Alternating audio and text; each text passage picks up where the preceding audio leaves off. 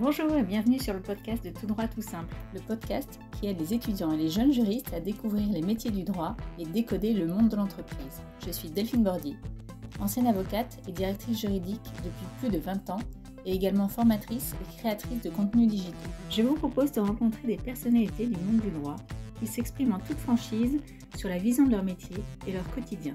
Une grande source d'inspiration pour tous les étudiants et ceux qui cherchent leur voie et un excellent moyen de découvrir le monde professionnel. Aujourd'hui, j'accueille avec un immense plaisir Florence Bigot, juriste et directrice juridique depuis 20 ans. Florence fait également partie du Cercle Montesquieu et a pendant longtemps fait du mentoring pour les jeunes juristes. Elle a d'ailleurs été l'une des premières directrices juridiques à rejoindre le programme Meetflex lancé par le Cercle Montesquieu et Tout droit tout simple. Bonjour Florence et merci d'avoir accepté mon invitation. Alors tout d'abord, est-ce que tu peux brièvement te présenter et retracer ton parcours ?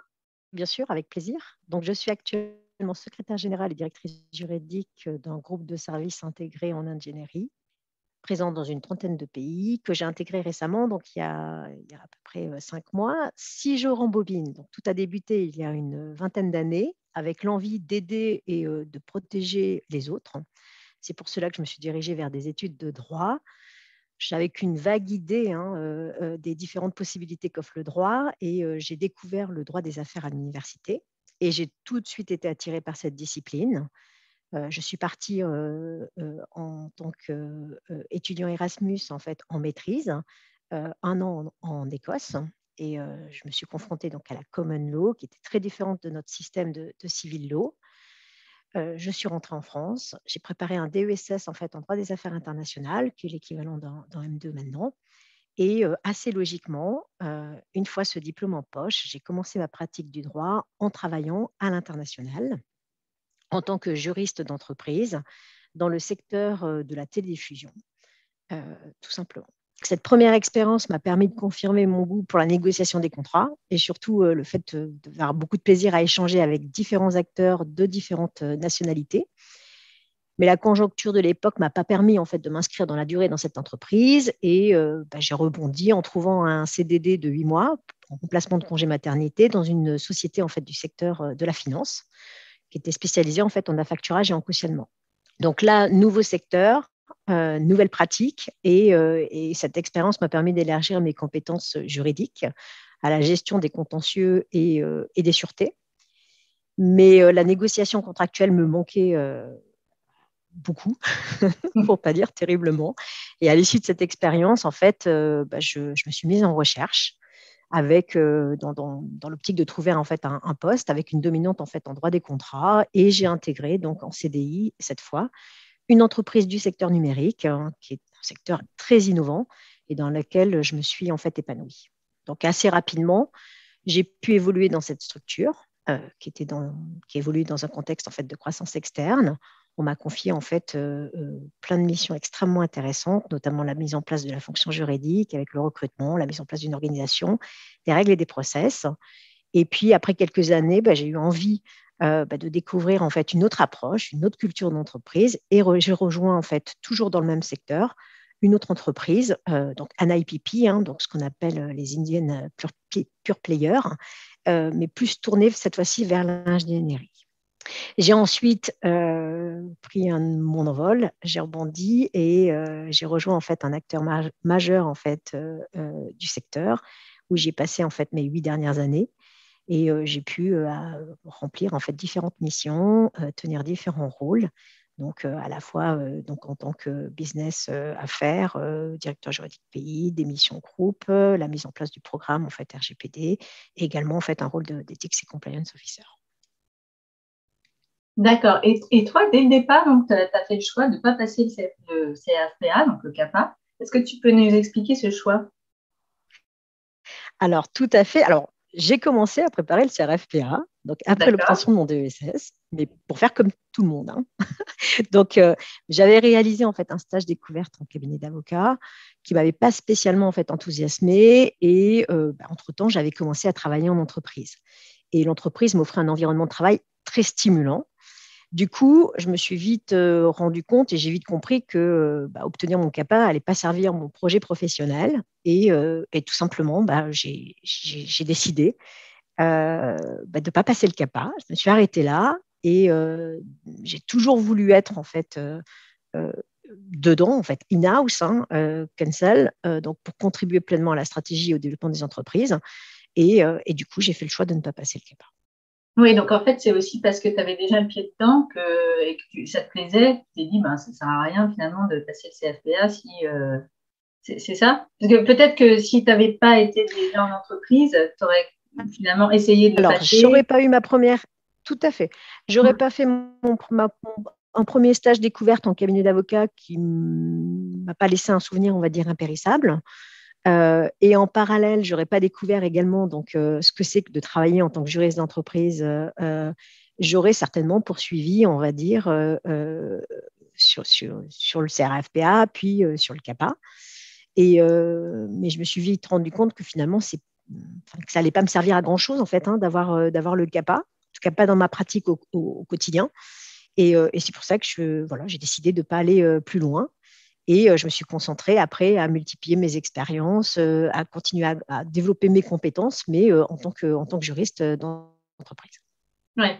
Et alors justement, tu as bien expliqué que tu as été juriste, responsable juridique, directrice juridique. Alors, comment on fait ce cheminement? Comment on devient directeur juridique, directrice juridique? Alors, je ne pense pas qu'il y ait un parcours tout tracé, en fait, pour devenir directeur ou directrice juridique. Par contre, oui, les qualités, il y a des qualités particulières, on va dire, ou intrinsèques qui sont attendues du bon ou de la bonne directrice juridique. Et c'est vrai que ces qualités, de mon point de vue, s'acquièrent avec la pratique.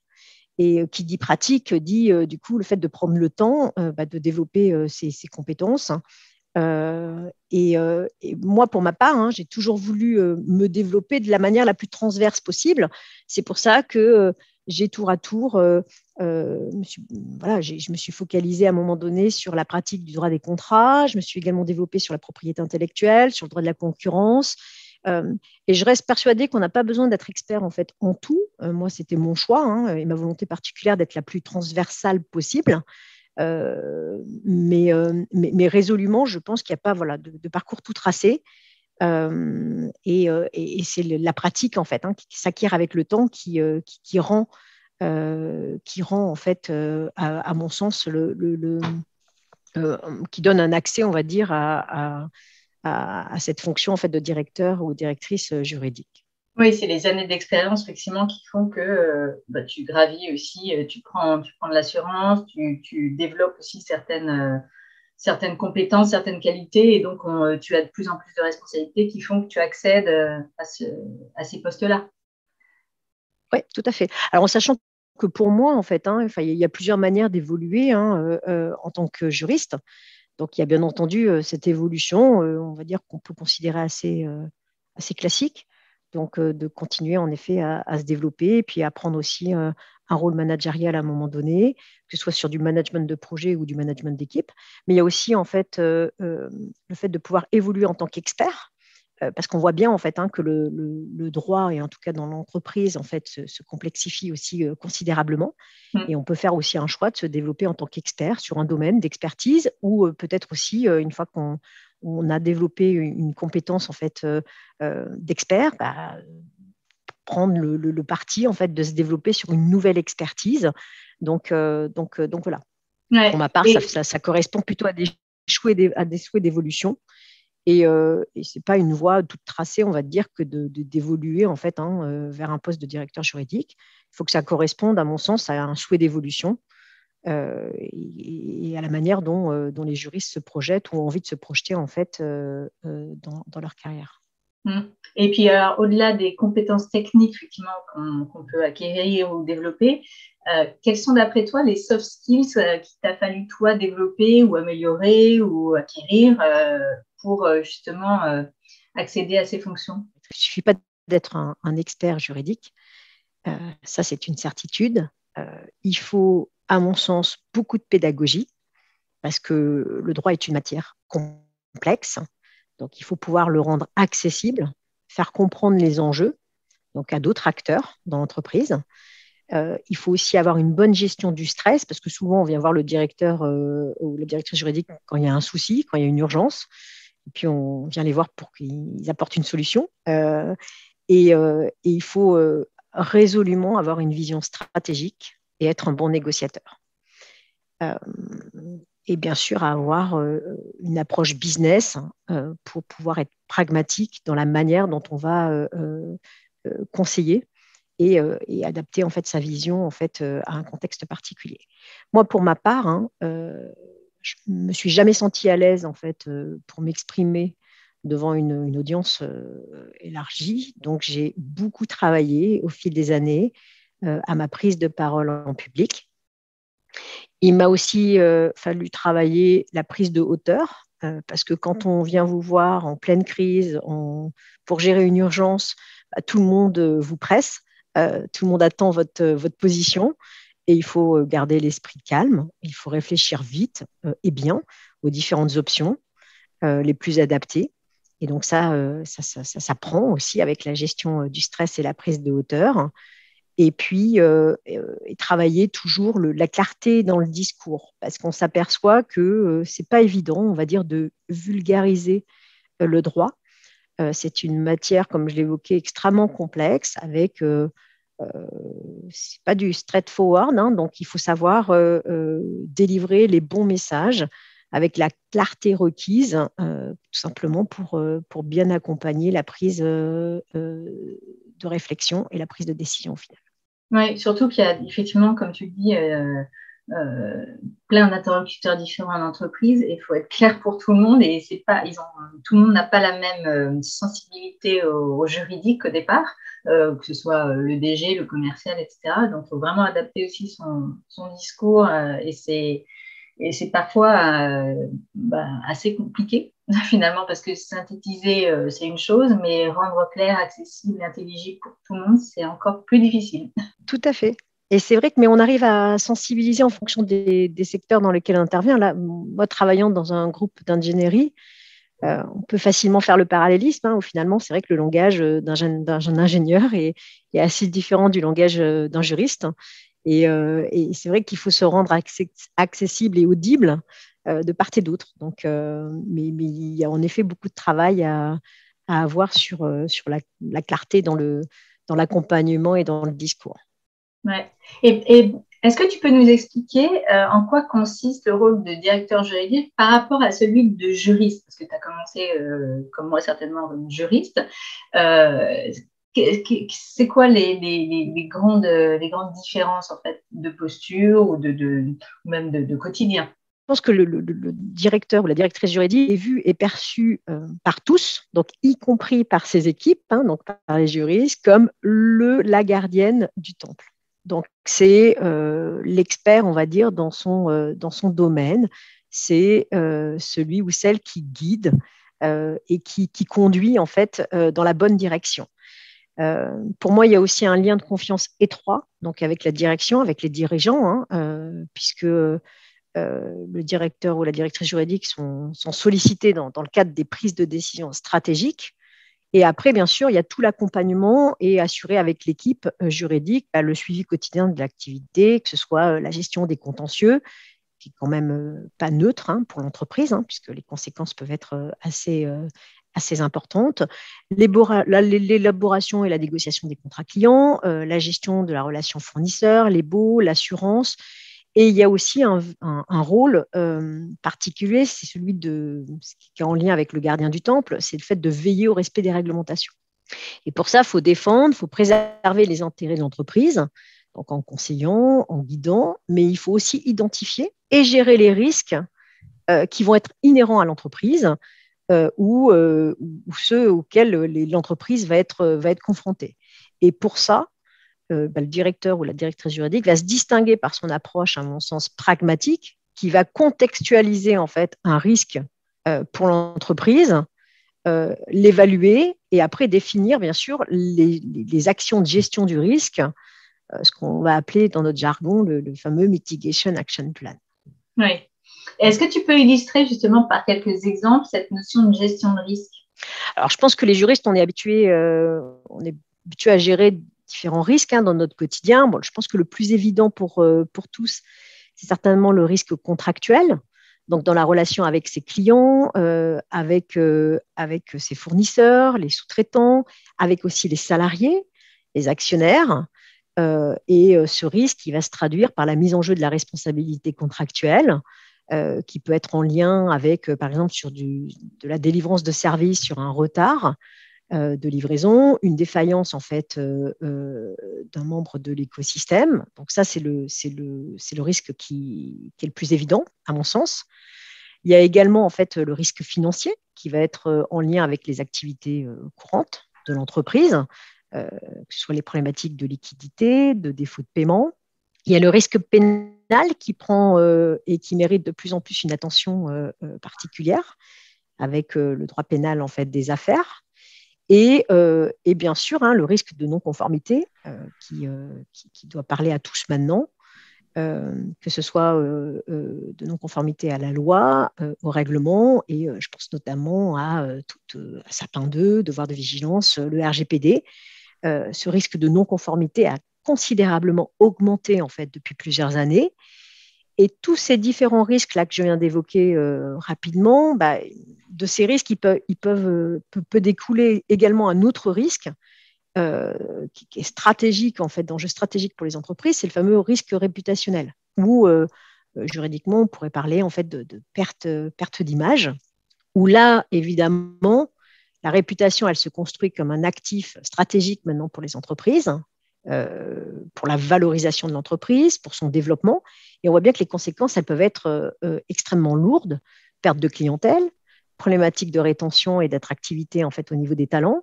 Ça peut être aussi perte de part de marché, de l'actionnariat. Donc, tous ces risques font partie, en tout cas, des risques qu'il faut savoir évaluer et accompagner en fait, au sein de l'entreprise. Et en quoi, alors, la pandémie de la Covid-19, toi, a-t-elle modifié la gestion de risque pour le directeur juridique? Alors, tout simplement, je pense que la pandémie est venue bousculer beaucoup de choses, et en tout cas beaucoup le monde de l'entreprise à de nombreux égards. Je pense qu'il y a une distinction à faire entre la gestion du risque, telle que je viens de l'évoquer, qui est plus en fait du mode projet, en fait, gestion de projet, et ça, c'est une chose. Et c'est vrai que la gestion de risque en mode, on va dire, gestion de crise, c'en est une autre, même s'il y a un lien très fort en fait, entre ces deux gestions de risque. Je pense que la crise du Covid, elle est exceptionnelle, tant par sa longueur que par sa profondeur. Et la situation, et il a fallu la gérer en fait au quotidien.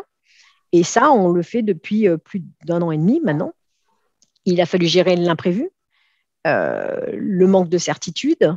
Donc tout ça est venu en effet bouleverser la manière dont on appréhendait et on gérait en fait les risques jusqu'à présent.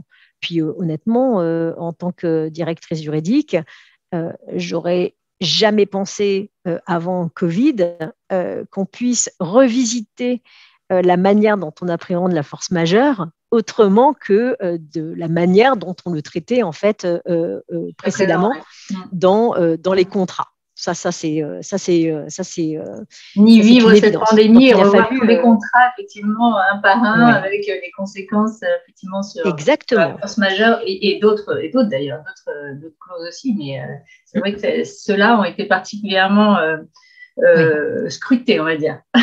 Ça a été les premières, quand tout s'est arrêté en mars de l'année dernière. Oui, ouais. il a fallu agir rapidement et avec beaucoup d'agilité, commencer à appréhender en fait forcément différemment. Et d'ailleurs, puisque tu parles en effet du Covid, pour moi et la manière dont c'est venu en fait modifier la gestion du risque, la manière dont on a appréhendé en fait cette crise, c'est par la mise en place de cellules spécifiques, donc de gestion de crise. Et ça, il y a beaucoup d'entreprises qui ont mis ça en place. Et du coup, les juristes ont été mobilisés à prévoir des plans d'action. Donc, on est passé du mode de l'anticipation plus théorique finalement à la mise en pratique de manière assez forte. et pour nous permettre de réagir du mieux possible en fait face à cette situation inédite là qui a frappé tous les secteurs.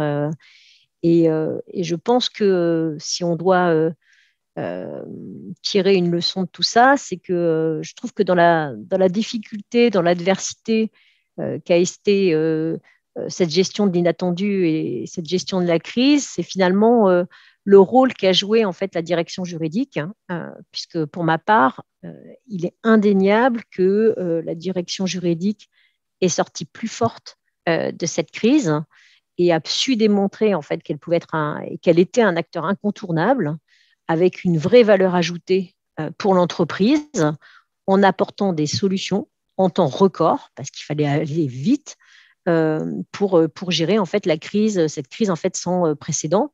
Je pense qu'on a tous souvenir en tant que juriste de la succession des ordonnances qu'il a fallu digérer en vitesse grand V pour pouvoir déployer, conseiller de la manière la plus adaptée en fait pour gérer cette situation. Oui, il y a eu un vrai rôle dans la stratégie de l'entreprise et effectivement aussi de conseils sur déjà comprendre tous ces textes qui étaient nouveaux et qui étaient mis en place. C'est vrai que ça a été fait de manière très rapide et très efficace par les directions juridiques. Ça a été une vraie gestion de crise pour elles. Tout à fait, oui.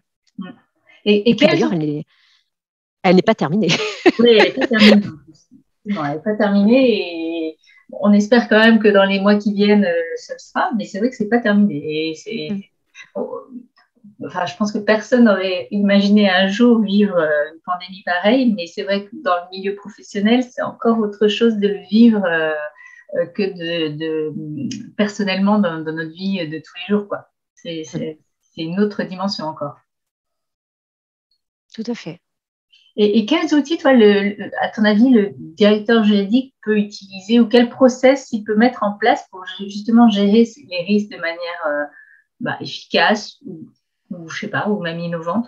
Est-ce qu'il y a des outils ou des process qui sont plus efficaces que d'autres? Alors, quand on parle pour moi de gestion des risques, déjà la première étape, c'est certainement en fait de faire une cartographie des risques pour comprendre en fait quels sont les risques inhérents en fait à l'activité de l'entreprise et quels sont les risques auxquels l'entreprise peut être confrontée pour identifier après les acteurs clés dans ce dispositif et après bien entendu les actions à mettre en œuvre ou à suivre pour assurer justement cette bonne gestion du risque.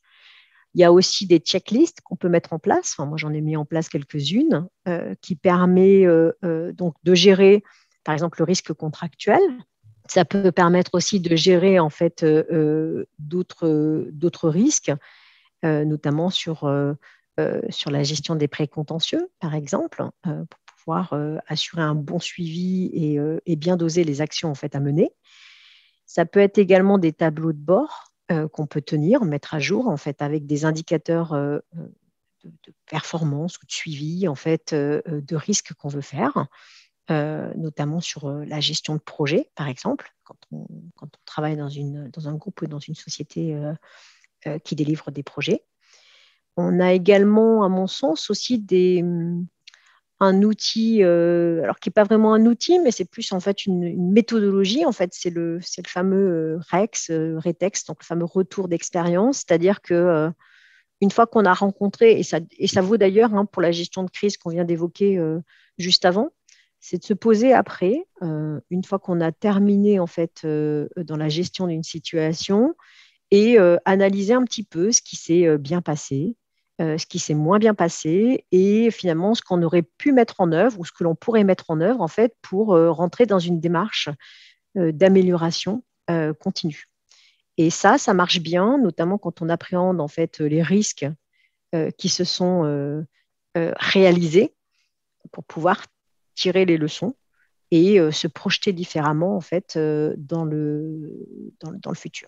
Et tu as parlé de cartographie des risques. Est-ce que dans ton parcours, toi, quand tu as eu à le faire, tu as plutôt fait appel à ton service interne ou tu as fait faire cette cartographie par des avocats en externe? Comment ça s'est déroulé, cette cartographie? Alors, j'ai envie de dire que ça dépend. Il y a le facteur temps qui a été extrêmement en fait important parce que par exemple, quand il a fallu mettre en place la cartographie, par exemple, des risques anticorruption, donc si je me réfère tout simplement à la loi Sapin 2, tout simplement, on a fonctionné en mode projet, hein, donc avec un calendrier de mise en œuvre. Et donc là, particulièrement pour pouvoir mapper tous les pays dans lesquels en fait, le groupe est présent et pour pouvoir assurer un déploiement dans les délais en fait, qu'on s'était fixés, euh, très naturellement, en fait, on s'est fait aider par un conseiller en fait, externe. Ouais. Après, il y a certaines cartographies des risques, par exemple la cartographie des risques plus globale, par exemple inhérent à l'entreprise, c'est quelque chose en fait. Une fois que la méthodologie en fait est acquise en interne, à part le facteur temps qui peut contraindre à aller plus rapidement, donc du coup à récupérer en fait Ouais, des ressources externes pour aider, quoi. une capacité et des ressources externes pour aller plus vite. Après, c'est quelque chose qui peut se déployer en fait en interne. Et d'ailleurs, c'est intéressant en fait de toujours former un duo à la fois avec les intervenants externes et les intervenants internes pour notamment garder également et monter en compétences en interne sur la méthodologie, surtout quand on débute ce type de projet et qu'on se lance dans la gestion de risque. Et bon, on arrive bientôt à la fin. Est-ce que tu aurais un conseil pour les étudiants ou les jeunes juristes qui souhaitent faire carrière dans le droit et puis qui souhaitent devenir, je sais pas, un jour responsable juridique ou directeur juridique? Tout d'abord, oui, continuez à développer en fait vos aptitudes en fait techniques, hein, donc juridiques, hein, mais il faut également en fait développer son intelligence en fait émotionnelle, donc les fameux soft skills, j'ai envie de dire. Il faut explorer les champs du possible. Je pense qu'il n'y a pas de parcours en fait préétabli. Je pense que chacun construit son parcours professionnel en fonction de ses appétences, de ses compétences et du projet en fait finalement qu'il souhaite vivre. Et pour moi, c'est extrêmement important de ne pas avoir, on va dire, un schéma prédéterminé, tout simplement pour se réserver de belles surprises dans la vie. Et surtout, il faut s'amuser. Ça, c'est également un conseil que je peux largement en fait, donner. C'est extrêmement important parce que il faut s'amuser et c'est quelque chose qu'il ne faut pas perdre de vue, notamment quand on se projette sur sa carrière et son projet professionnel. Ouais, ça, c'est important parce qu'effectivement, c'est rarement dit. Donc, il faut s'amuser. Je retiendrai la petite phrase parce qu'on dit souvent il faut faire ce qu'on aime. Mais c'est vrai, tu as raison, il faut s'amuser dans son métier, quoi. Parce que c'est comme ça Tout qu'on à fait. fait, exactement. Moi, je reste persuadée que c'est un des critères de réussite qui est.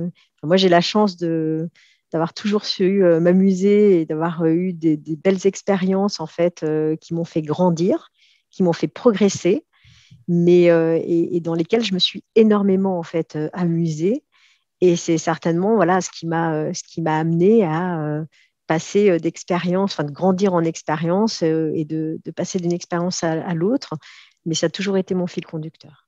Mais du coup, je déborde un peu, mais est-ce que tu penses que si justement on se perçoit qu'on ne s'amuse plus dans son travail, c'est là où on doit se poser des questions et peut-être en changer Je pense qu'en effet, quand ça n'a plus de sens, parce qu'en fait, je pense que l'amusement, ça va aussi, ça va beaucoup de pair avec aussi ce qui fait sens pour chacun. Moi, à chaque fois que j'ai perdu du sens ou de l'amusement, je me suis re-questionnée sur qu'est-ce que j'avais envie de faire, qu'est-ce qui me plaisait, qu'est-ce qui me motivait, parce que je reste persuadée qu'il faut avoir une vraie raison pour se lever le matin et avoir la patate. Euh, et, euh, et à chaque fois, ce questionnement m'a conduit en fait sur de nouveaux projets. Ont toujours réussi parce que j'ai toujours réussi à avancer et Et c'est ce qui fait sens, en fait, le matin. C'est je sais pourquoi je me lève, je sais pourquoi je viens travailler. Je continue à m'amuser, je continue à apprendre, à me développer. Et je reste persuadée, en fait, que c'est ça qui me permet de continuer, en fait, à avancer de la bonne manière, en fait, dans mon projet professionnel. Et le jour où je m'ennuierai ou le jour où je m'amuserai plus, c'est que certainement qu'il y a une nouvelle page qu'il faudra écrire. Ça, c'est ma conviction. Merci Florence d'avoir pris le temps de répondre à toutes mes questions. Et puis à tous, qu'est-ce qu'on peut vous souhaiter? Amusez-vous et profitez de vos vacances pour écouter plein de podcasts, dont celui de Tout droit tout simple. Et puis je vous dis à très bientôt.